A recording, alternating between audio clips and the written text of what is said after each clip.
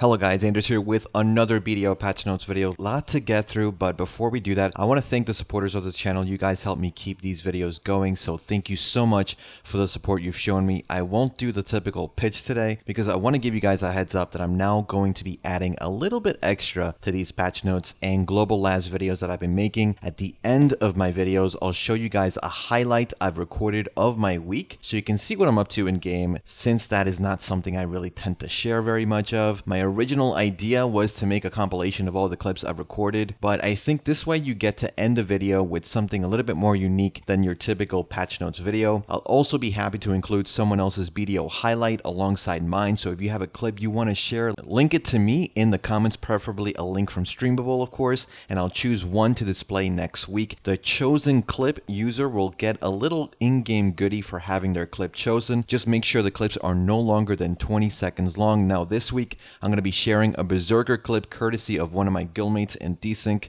Camoris, so stay tuned for that at the end of the video. Now as for this week's patch notes, we have the release of seasons. Hopefully you guys pre-created your season character to get some extra rewards. You can now start leveling your season characters, but remember that you can only get season specific materials on the season channels, but you can be leveled on any channel. Quest gear and season gear are the only types of gear you can use on the season servers, and they also release a season pass which will give you added rewards for leveling and completing objectives. The pass value wise is worth the money, but it's up to you whether you buy it or not. Summer season ends in September, and the only thing you have to keep in mind is that the daily quests require 40 days to complete, so you'll want to get at least those done every day while you can. Once I get some more footage of the season server, I'll make a more in-depth guide about it, but for now those are the main points I wanted to get across. Remember, quest gear and season gear, that's the only types of gear you can use on your characters. Apart from seasons, we have new chat rooms for each class where you can discuss class-specific topics ranging from how do I kill a guardian? They always beat me with Shift Q, to how do I beat wizards? They always kill me without a CC. They added a cheer effect when you get Mass Appear Magic now, so you can get baited even more while you grind Star's End thinking you get a distortion. Nope, you got a Mass Appear Magic, but really it's still useful. It's just annoying that it now cheers if you're grinding in an area with an actual rare drop. For gathering, I don't know if you guys find that annoying, but we'll see. Save those Mass Appear Magics for Dead Guard armor though.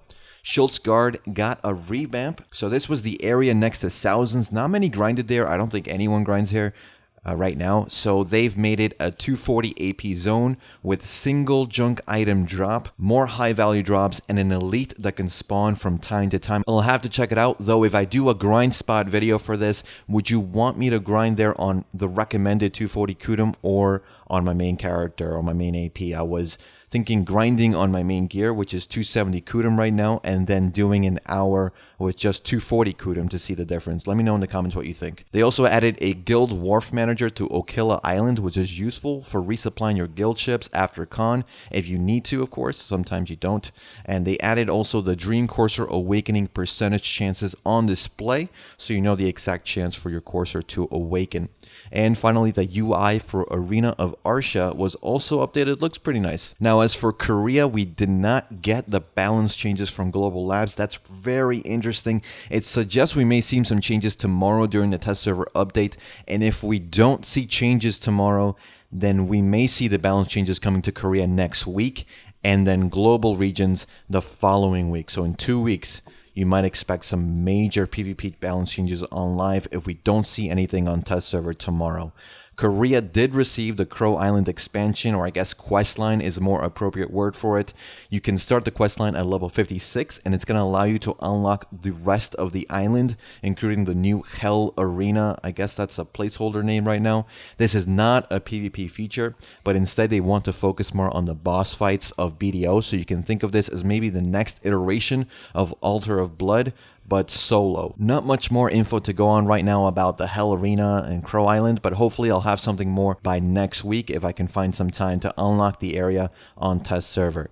Imperial Seals were also updated, so now you can have the same items you had before, but they've added a lot more options, so mostly Manos clothes and tools, but for training they added the Blue Horse gear, and for cooking they added milk and eggs as items you can exchange seals from. These seals appear to be different than the ones we have right now, now, so it does not seem like you can use the old seals to get the new exchanges. I would hold off on Imperials for a week if you can, if you are interested in obtaining more of these seals. Of course, it's going to depend on whether you care about the exchange items that we're getting now over making money this week. That's really up to you. And finally, they added a new striker outfit for Korea. We should have received the Tamer outfit today, which Korea received last week. So if the pattern holds, we should be seeing this striker outfit on global regions next week. They also made a notice about weapon exchange coupons going away at the end of the month. So if you buy them before the 30th, they will last until they expire, so it won't get deleted with the removal of the items on the shop. And that's pretty much it for these patch notes. Before I leave you, I wanted to give you a personal highlight of one of this week's Node Wars for me. I have a lot of these, but I chose this one since it wasn't an ult and it wasn't an e-buffed push with PA, which most of my highlights were. So my AP in this clip was 284 Nuver, I think, and 319 DP, I'm pretty sure. I've had some gains since then, so check it out. Yeah,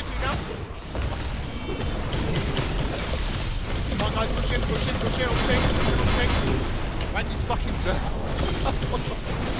Alright, good job. All PO3, don't use anything else. Do all the white dots around an ace. That's Guardian Succession, by the way, not this pleb awakening stuff. Yeah, we exist. Now, I finally wanted to give you a clip courtesy of Kamoris, my friend, and Gildy from Desync. His gear is about the same, a little bit better than mine, so check it out.